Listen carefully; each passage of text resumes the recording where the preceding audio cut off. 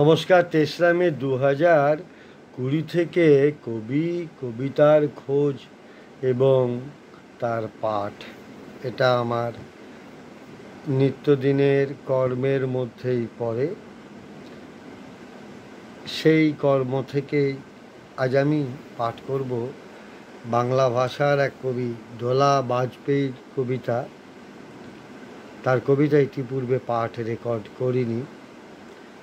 ২০৯৪তম ভিডিওটিতে তার কবিতা পাঠের মধ্য দিয়ে ২৪৮৩ জন কবির কবিতা পাঠ সম্পন্ন হবে।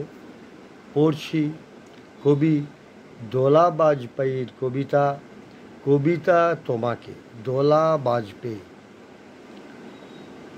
কবিতা তোমাকে ছুঁয়ে থাকি, যেমন ছুঁয়ে থাকি মায়ের আঁচল,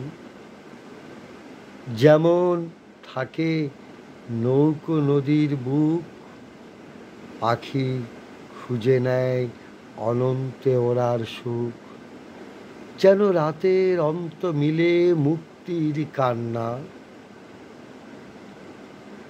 ভেজা মাটির সোদা গন্ধে আকুলি মন, যেমন ছুঁয়ে থাকে নীল আকাশ, অনুভবী মন ছুঁয়ে থাকে শীতল বাতাস, আকাশের অস্তর আগে ধূসরিত ক্যানভাস।